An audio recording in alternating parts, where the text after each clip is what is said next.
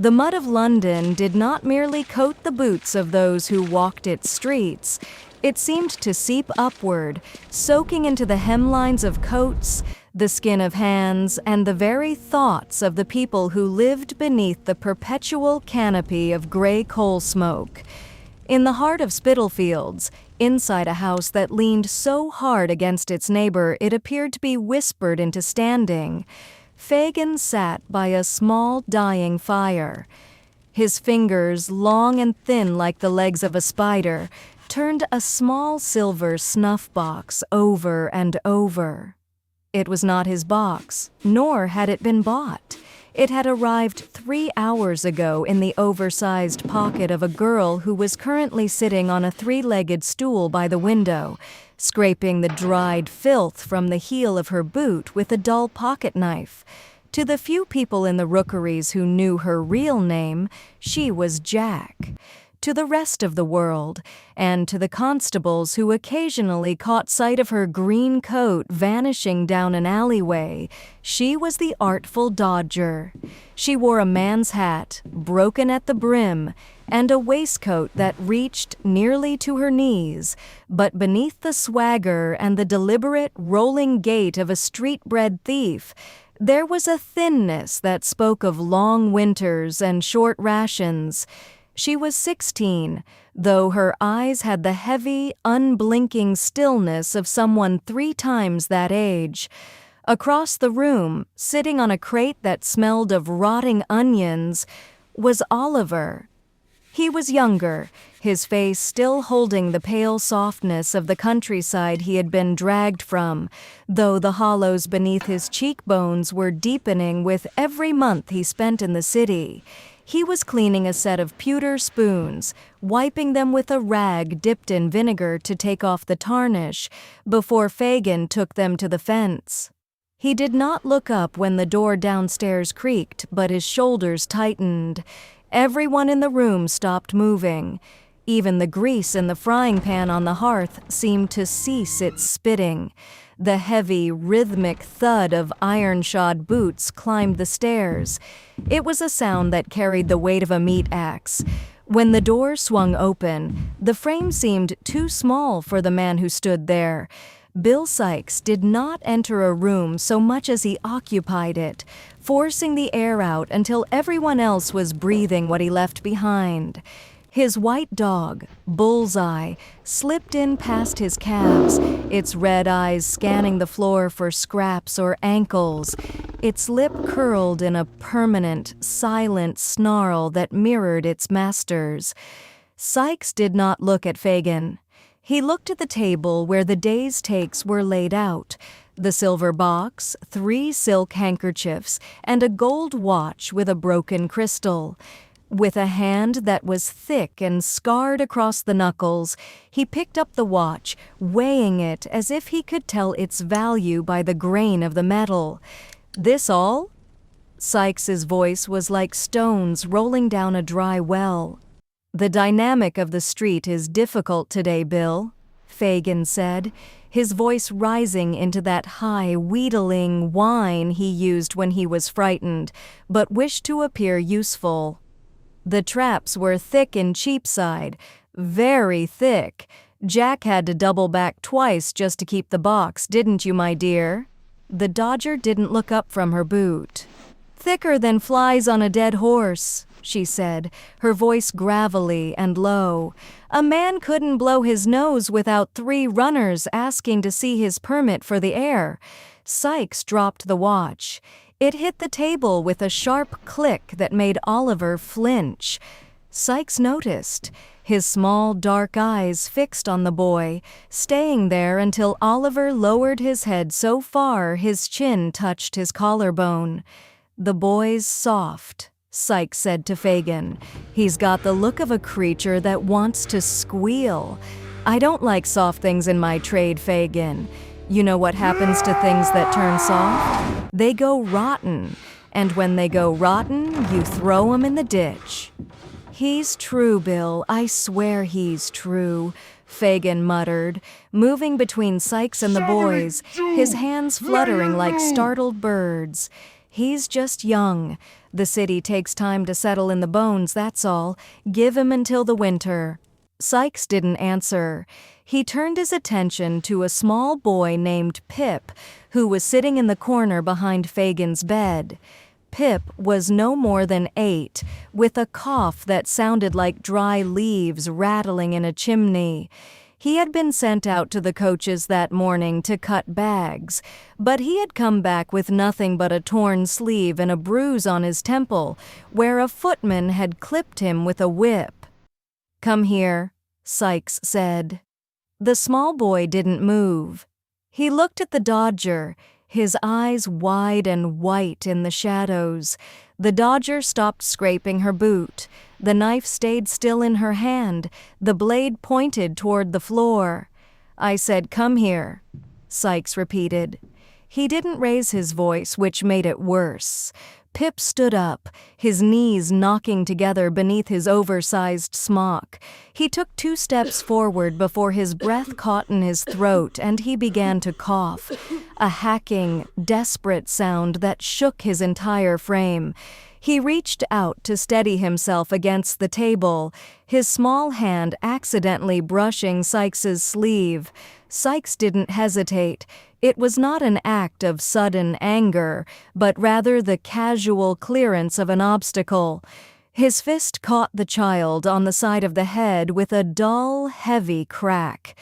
Pip didn't cry out. He simply left his feet, hitting the wall opposite the window before sliding down into the heap of old rags Fagin used for bedding. He did not move again.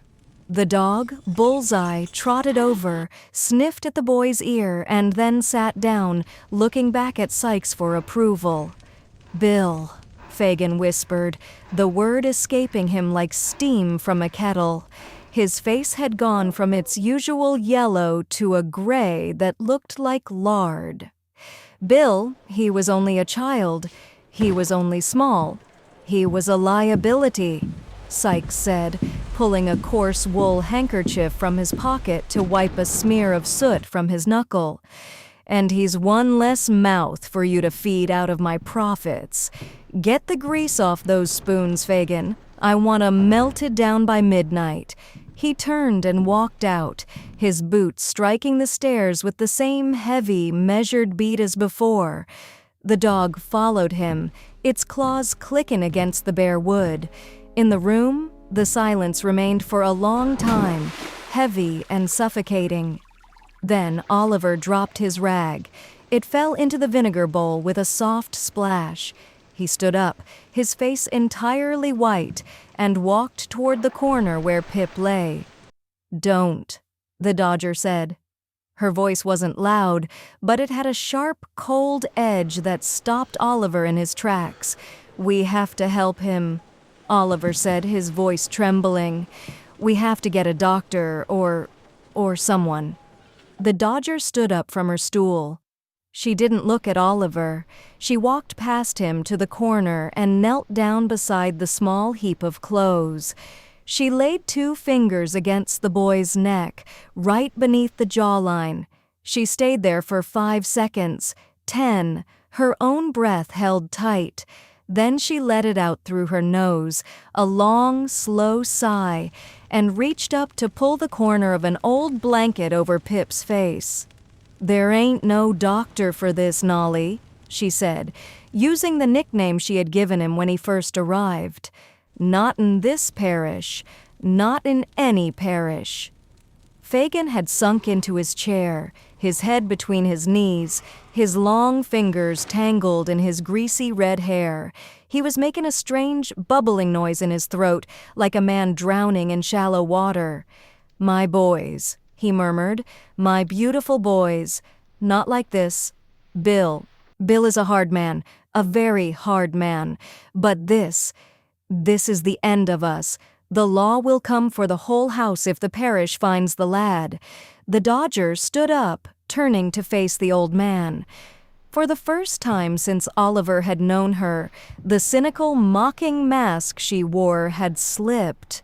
Her mouth was a thin, hard line, and her eyes were bright with a dark, dangerous heat. "The parish won't find him because we're going to put him where they don't look," she said. "And then we're going to leave, Fagin. You, me, and Nolly."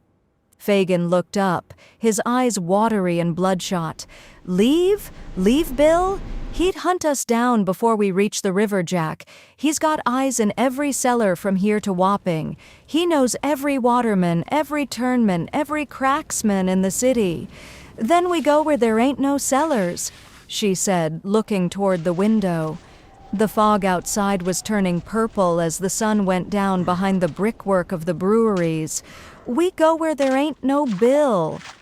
The burial of Pip took place 2 hours before dawn, in a strip of waste ground behind a tannery where the earth smelled so strongly of lime and old hide that nothing else could be detected. They dug the hole with 2 broken shovels and an iron hoop from a barrel. Fagin stayed at the top of the pit, watching the alleyway, his old cloak wrapped around him until he looked like a broken gatepost. Oliver worked until his hands were raw and bleeding, the cold mud sticking to his skin like grease. The Dodger did not speak the entire time.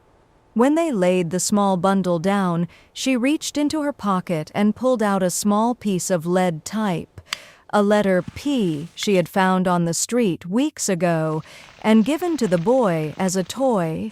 She dropped it onto the cloth before Oliver threw the first clod of earth. As they walked back through the narrow lanes of Spitalfields, the sky was beginning to turn the color of wet slate. Oliver walked close to the Dodger, their sleeves brushing. "Are we really going?" he asked, his voice low so it wouldn't carry to Fagin, who was shuffling along yards ahead, his eyes fixed on his own toes. "We are," she said. "Where?" "Away from the brick," she said. "I've been down to the pool by the tower, Nolly. I've seen the big ships, the ones that go out past the estuary where the water turns green and then blue until there's nothing but water for months. A man told me once, a sailor with one ear who used to buy old handkerchiefs off me, that there's places out there where the trees grow right down into the sand and the fruit falls off the branches into your hand without you having to climb for it. No constables, no sykes, no chimneys. Is there such a place?" Oliver's eyes were wide. To him, the world had only ever been 2 things, the grey walls of the workhouse and the grey walls of London. "There's anything you like if you go far enough," she said, though her voice lacked the certainty she was trying to give him. She looked back at Fagin. "But we need coin. We can't get on a boat with nothing but a silver snuff box and 3 greasy spoons. Bill's got the big chest locked up at the 3 Cripples. That's where the real trade goes." "We can't steal from Sykes," Oliver whispered, a cold sweat breaking out on his forehead. "He'll kill us! He'll kill us like he killed Pip." "He'll kill us anyway," she said, her teeth clicking together as she shivered in the morning damp. "If we stay, we're just waiting for our turn to be hit. I'd rather take my chance on the water than wait for Bill to get tired of the way I look at him." When they reached the house, they found Fagin already at the table, but he was not sorting goods. He had pulled a loose floorboard from beneath his bed and extracted a small leather pouch that Oliver had never seen before. From it, he drew 3 gold sovereigns and a pair of pearl earrings that looked very old. "For the journey," Fagin said, his voice trembling as he held them out to the Dodger. "It's all I have left that Bill doesn't know about. I kept it for my old age, for when the eyes went dark and the legs wouldn't carry me down the lane. But my old age is now, Jack. It's right now."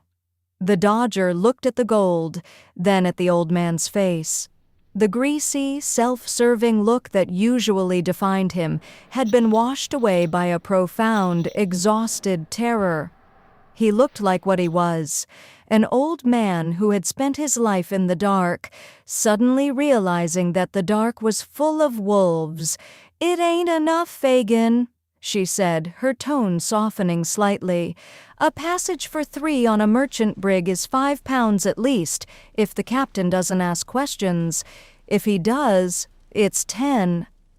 "Then we must take from the kingpin," Fagin whispered, his hand shaking so much the coins clinked together. "The house in Jacob's Island. Bill keeps his overflow there. The thing's too heavy to move through the ordinary channels. He's going down to the marshes tonight to meet the lugger from France. He won't be back until tomorrow noon." The Dodger looked at Oliver, then back at Fagin. "Jacob's Island is a trap. The ditches are 20 feet deep and full of mud that'll swallow a man whole if he misses the plank. But the boy can get through the cellar window," Fagin said, his fingers reaching out to touch Oliver's sleeve before he drew them back, as if remembering himself. "The small one over the ditch. The bars are wide enough for a lad his size. He can slip the bolt on the back door." Oliver looked from the old man to the girl. He remembered the small window at Chertsey, the shot that had torn through his arm, the blood on the floorboards, and the terrible feeling of being trapped in a house that wasn't his. But then he looked at the blanket in the corner where Pip had slept, and his jaw set. "I'll do it," Oliver said. "I'll go through the window." The Dodger stared at him for a long moment. She reached out and adjusted his collar, her fingers lingering for a second against his neck, surprisingly warm despite the cold morning. "You don't move unless I tell you, Nolly," she said. "We go in together, we come out together. If anything looks wrong, if so much as a stray dog barks, we run for the river and we don't look back." The night was thick with a yellow fog that tasted of salt and sulfur from the gasworks. Jacob's Island was a cluster of wooden tenements built over the open sewers of Bermondsey, where the water rose and fell with the tide, leaving a green, slime-coated mud when the river receded. The houses were connected by narrow wooden bridges with no railings, spanning ditches that bubbled with gas from the filth below. They stood in the shadow of a derelict mill, watching the dark front of Sykes's storehouse. The house was 3 stories of weather-blackened timber, its windows boarded up from the inside. At the back, hanging directly over the folly ditch, was the small square opening Fagin had described. The tide was low, and the mud below the window gave off a stench that made Oliver cover his mouth with his sleeve. "The plank's gone," the Dodger muttered, peering through the gloom. "He's pulled it inside. We'll have to use the rope." She produced a length of hemp from beneath her coat, one end knotted around an old iron grappling hook she had taken from the wharves. With a practiced, silent heave, she cast it upward. It caught on the sill of the window with a dull thump that sounded to Oliver like a thunderclap. She pulled it taut, then turned to him. "Up you go, Nolly. Don't look down at the ditch. Just look at the timber." Oliver took the rope. His hands were shaking, but he climbed, his boots finding small purchase in the rotting seams between the planks. When he reached the window, he squeezed his head and shoulders through the gap between the iron bars. The room inside was pitch black and smelled of damp hemp, tallow, and tobacco.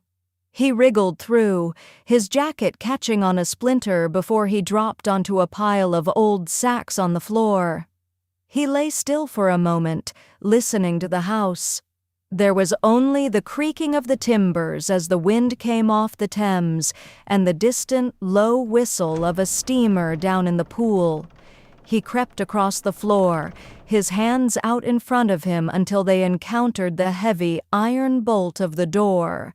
It was stiff, coated in old grease, but he threw his weight against it. With a sharp groan, the iron slid back. The door opened 6 inches before it stopped, blocked by a heavy chain. "Jack," Oliver whispered through the crack, "there's a chain. I can't reach the staple." From the darkness of the alley, the Dodger appeared on the threshold. She didn't hesitate. She reached through the opening with her small, wire-thin fingers, feeling for the link that held the lock. "Hold the door steady," she muttered. "Don't let it rattle." For 3 minutes, the only sound was the faint, rhythmic scraping of her picklock against the brass tumblers of the padlock. Then came a clean, sharp click. The chain dropped against the wood with a muffled thud, and the door swung wide. They were inside. The room was filled with boxes, crates of tea from the Indiamen, casks of spirits, and rolls of silk that had never seen a customs house. In the corner stood Sykes's desk, a heavy oak structure with iron bands. "The drawer on the left," the Dodger said, her dark lantern throwing a narrow beam of yellow light across the floor. "That's where he keeps the ready coin for the lugger cruise."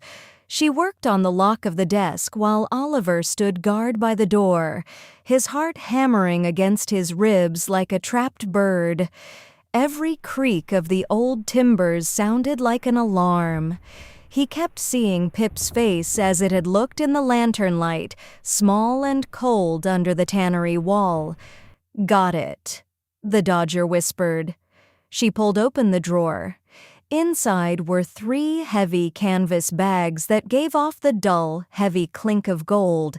She didn't take them all. She took 2, leaving one behind. "Why leave one?" Oliver asked. "If he thinks we took it all, he knows it's an inside job," she said, her street instincts overriding her fear.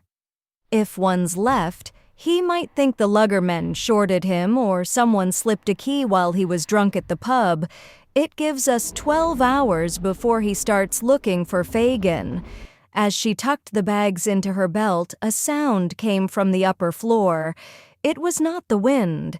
It was the slow, heavy scrape of something being dragged across the floorboards, followed by a low, vibrating growl that made the hair on the back of Oliver's neck stand up. "The dog," the Dodger whispered, her face instantly losing its color. "He left the dog."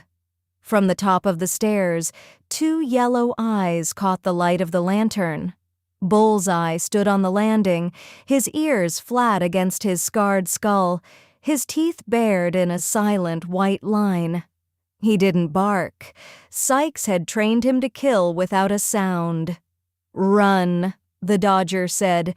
She grabbed Oliver's arm and hauled him toward the door just as the dog leaped from the top of the stairs. The animal hit the floor where they had been standing a second before, its jaws snapping closed on the empty air with a sound like a trap spring. They scrambled out into the night, the Dodger slamming the heavy oak door behind them. The dog hit the inside of the timber with a massive thud, howling now, a high, mad yipping that would wake every cellar in Jacob's Island within a minute. They ran across the narrow footbridge, the planks flexing beneath their weight. Behind them, from the windows of the neighboring tenements, heads were already popping out into the fog. "Who's there? What's the row?" A voice shouted from above. They didn't answer. They reached the end of the alley where Fagin was waiting in the shadow of a dray cart. The old man took one look at their faces and turned to run, his long legs moving with a frantic, jerky speed that kept him ahead of them as they twisted through the maze of alleys toward the river. By morning, they were 5 miles downriver, hidden in the cellar of a deserted granary near the Rotherhithe mudflats. The air here was cleaner, smelling of salt and brackish water, but the danger had grown. The news of the theft had reached the river guards by dawn, not from Sykes, but from the watchman who had found the storehouse door unbolted and the dog trapped inside. Fagin sat in the corner, his knees drawn up to his chin, counting the gold pieces by the gray light that filtered through a coal chute. There were 80 sovereigns in the bags, more money than Oliver had ever seen, more than Fagin had handled in 5 years of fencing. "It's enough for the captain of the Medea," Fagin muttered, his teeth chattering despite the grease-stained coat he had wrapped around himself. "She sails for the Americas at noon. She's a timber ship, short-handed and lazy about her papers. If we give the mate 10 pieces now, he'll stow us in the cable tier until they clear the downs." "And Sykes?" the Dodger asked. She was sitting on a packing case, her coat off, binding a strip of rag around her hand where the rope had torn the skin. "Bill will be at the Cripples by noon," Fagin said, his face tightening. "He'll find the bag missing. He'll find the lock picked with a wire. Your wire, Jack. He knows your hand as well as he knows his own knuckles. He'll come for me first." "He won't find you," Oliver said, coming to stand between them. "We're going together." Fagin looked up at the boy. There was something in his eyes that hadn't been there before, not the look of a master looking at a useful tool, but something heavier, sadder. "You're a good boy, Oliver," he said softly. "A very fine boy. Too fine for the likes of us. I should have left you in the country where the grass grows." "I like it better here," Oliver said, looking at the Dodger. "With you?" The Dodger didn't look up from her hand, but her fingers went still for a moment as she tied the knot with her teeth. "Don't get soft, Nolly," she said, though her voice lacked its usual bite. "The water's cold out there. You'll want your wits about you." At 11 o'clock they left the granary and walked down to the stairs where the ship's boat from the Medea was waiting to take on the last of the fresh water. The river was a forest of masts and rigging, the great black hulls of the East Indiamen rolling slowly in the tide, while the coal barges drifted past like low islands. The mate of the Medea was a broad-shouldered man with a face like a piece of salted beef. He took Fagin's 10 gold pieces without a word, looked once at the Dodger's green coat and Oliver's pale face, and pointed with his thumb toward the small cuddy in the stern of the longboat. "Get in," he said, "and keep your heads down below the gunwale.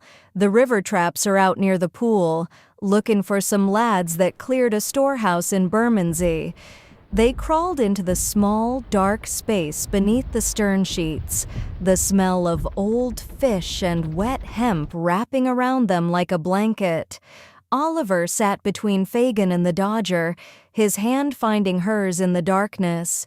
Her palm was rough, calloused from years of handles and railings, but her grip was tight, tighter than it had ever been. As the boat shoved off from the stairs, the sound of the oars in the rowlocks, clack thud, seemed to mark the seconds of their departure from the only world they had ever known. Oliver peered through a small knothole in the boat's side. The white Tower of London was fading into the yellow mist behind them, its gray stone walls looking like ghosts in the rain. Then, through the gap, he saw something else. A small open skiff was coming out from the shadow of the Wapping wharves. It was being rowed by 2 men in heavy wool coats, but in the stern sat a third figure, motionless and huge. Beside him, its white head pressed against the gunwale, was a dog. "Jack," Oliver whispered, his voice dying in his throat. The Dodger leaned over him, her eye to the knothole. She didn't say anything, but Oliver felt her body go rigid as iron. "He's found the boat," she whispered to Fagin. "He's got the watermen from the Cripples. They're gaining on us." Fagin let out a low, whimpering cry, his hands coming up to cover his ears as if he could shut out the sound of the river. "He'll kill us all," he muttered. "He'll drown us in the Reach." The mate of the Medea heard the whisper and looked back over his shoulder. He saw the skiff coming up fast, its oars dipping into the water with a frantic, powerful stroke that was cutting the distance between them by half with every dozen yards. "Friends of yours?" the mate asked, his hand going to the heavy wooden tiller. "He's a murderer," Oliver said, looking up at the man with eyes that were clear and fierce. "He killed a boy yesterday. He'll kill us too if he catches us." The mate looked at the gold pieces still in his palm, then at the massive figure in the stern of the approaching boat. Sykes had stood up now, his heavy coat flying back from his shoulders, a short iron crowbar in his right hand. "Give way!" Sykes's voice came across the open water, muffled by the fog but unmistakable. "Give way or I'll run you down, you dog!"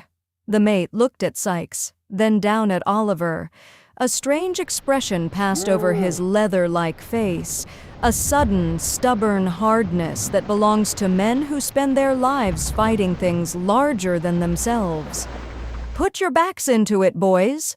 the mate shouted to his two rowers. "We're going to the ship. If that drayman wants to follow us into the stream, he can talk to the captain's carronade." The longboat surged forward, the two sailors pulling until their oars bent like willow wands.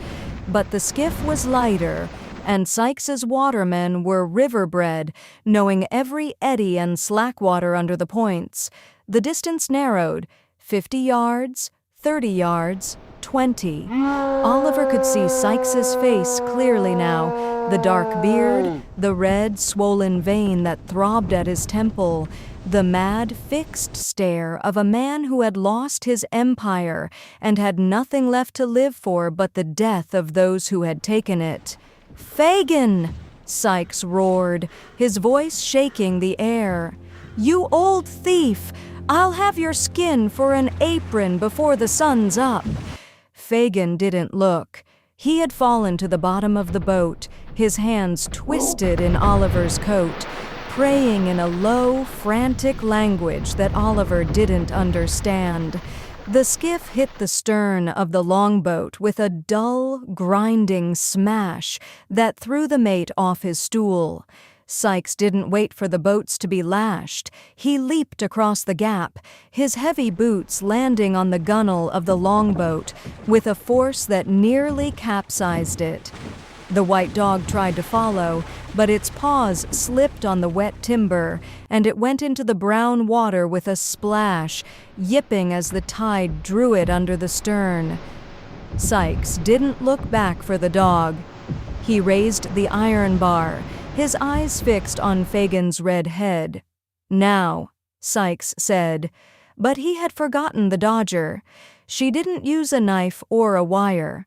She had found the heavy iron boat hook that lay along the thwarts, a 6-foot pole of seasoned ash with a double spike at the end. As Sykes raised his arm to strike Fagin, she lunged forward with the weight of her whole body, driving the iron point into the thick wool of his coat right between his shoulder blades. The blow didn't pierce the flesh deeply, but it was enough to destroy his balance on the narrow gunwale. Sykes staggered backward, his arms flailing, his boots slipping on the fish slime that covered the floorboards. He reached out to grab the longboat's mast, but his fingers missed the wood by an inch. With a heavy, choked cry, Bill Sykes fell backward over the side. The brown water of the Thames didn't splash high. It seemed to open like a mouth and close again instantly. The heavy weight of his iron-shod boots, his loaded pockets, and his thick wool coat pulling him down into the undertow before he could even strike out with his arms. For a long moment, the only sound was the heavy breathing of the rowers and the wash of the river against the hull. The skiff, its watermen terrified by what they had seen, had already turned back toward the Wapping shore, leaving nothing behind but a few bubbles of oily gas that rose from the mud below. The mate of the Medea stood up, shook himself like a wet dog, and looked down at the Dodger, who was still holding the boat hook, her arms shaking so hard the ash pole was vibrating against the wood. "Well," the mate said, pulling his cap down over his eyes, "that's one way to clear the port taxes. Get aloft, boys. We're going to sea." The transition from the river to the great water was not something that happened in an hour. It took 3 days of gray, undulating coastline, of the land turning from green hills to white cliffs, and then to nothing but a low line of sand that vanished into the mist at dusk. They lived in the cable tier, a dark, triangular space at the very bottom of the bow where the great anchor chains were coiled like sleeping iron snakes. It was noisy, cold, and smelled of old tar and bilge water, but to Oliver it was a palace. Every evening, when the watch was changed, the mate would slip down the hatch with a pan of sea biscuit and a chunk of salt beef that Fagin would divide into 3 equal parts with his old pocket knife. The old fence had changed. He no longer wore his grease-spotted vest. The mate had given him an old sailor's jersey of blue wool that made him look like a strange, thin bird that had been washed out to sea. He spent his days sitting on the chain coils, his eyes fixed on the small horn lantern that hung from the deck beam, his lips moving as he recounted the gold pieces over and over in his pocket. Not out of greed, but out of a desperate need to assure himself that they were real, that they were out of London, and that Bill Sykes was truly dead. "We're past the Bishop," he said one night, his voice clearer than it had been since the night of the burial. "The cook told me through the grating, 'We're out in the great western stream now, Jack. There ain't no land between us and the New World.'" The Dodger was sitting next to Oliver, her head resting against his shoulder. Her green coat was gone, replaced by a canvas jacket that was too wide across the chest, but she still wore the broken-brimmed hat, tilted back now so her forehead was visible in the lantern light. "What's it like out there, Fagin?" she asked. "Truly large, my dear," the old man said, his eyes turning toward the dark hull planks where the sea was making a long, rushing hiss as the ship ran before the wind. "Very large. A man can walk for days and never see a chimney or a fence. You can build a house out of logs, Jack, a house with 4 walls and a chimney that doesn't smoke because the air is clear." "Will we have a house?" Oliver asked.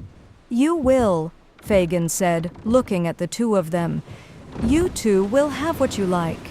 For me, I'm too old for the logs, Nolly. My bones are full of the Spitalfields fog. I'll just sit by the door and watch the sun go down. It's a fine thing to see the sun go down without thinking someone's coming to take your coat before morning." The voyage lasted for 40 days, a long, monotonous rhythm of rising and falling, of the ship creaking under her canvas, and the salt spray crusting on the small glass scuttle that let in the daylight. Oliver learned the names of the ropes from the mate. He learned to look at the sky and tell when the wind was going to freshen from the south, and he learned that the world was not made of brick, but of water and air that changed color from hour to hour.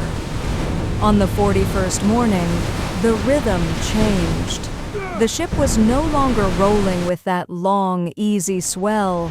She was pitching sharply, her timbers groaning as the wind came round to the northeast, bringing with it a blackness that looked like a wall of wet slate. "All hands!" The shout came down the hatchway, faint through the roar of the gale. "Shorten sail! Clear the decks!" The Medea had run into a Caribbean hurricane, a storm that had come out of the south without warning. Its wind so fierce it tore the main topsail from the yard before the men could even reach the foot ropes. For 12 hours, they stayed in the cable tier while the world went mad around them. The iron chains rattled and leaped in their bins like living things. The water came down the hatchway in green sheets, soaking them to the skin until they were huddling together on the highest coil, their arms locked around each other to keep from being thrown against the oak knees of the hull. Then came the sound they had all dreaded, a sharp, splintering crack that sounded like a pine tree snapping in the winter frost. The mainmast had gone over the side, taking the rigging and the bulwarks with it, leaving the ship rolling like a log in the trough of the sea.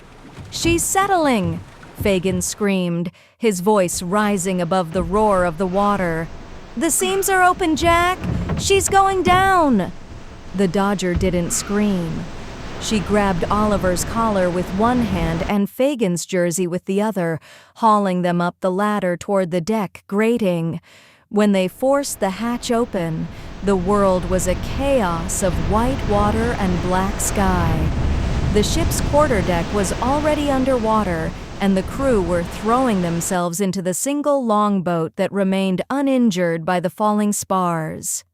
"Come on!" the mate shouted from the boat, his arm reaching out through the spray. "There's room for the lads! Come on!" Fagin didn't move toward the boat. He stood by the stump of the mainmast, his long red hair soaked through and clinging to his face, his eyes fixed on the massive mountain of water that was coming up over the bow. "Go," he shouted to the Dodger, his voice surprisingly loud and clear in the wind. "Go with the boy, Jack. I'm too heavy for the boat. I'm too old for the sea. Fagin!" the Dodger cried, reaching out for his hand. But the old man stepped back, his foot slipping on the wet deck, and with a sudden, strange smile that looked almost like peace, he let himself slide backward into the open hatchway where the water was already bubbling up from the hold. He didn't want to crowd the boat. He didn't want to be the thing that kept them from reaching the shore.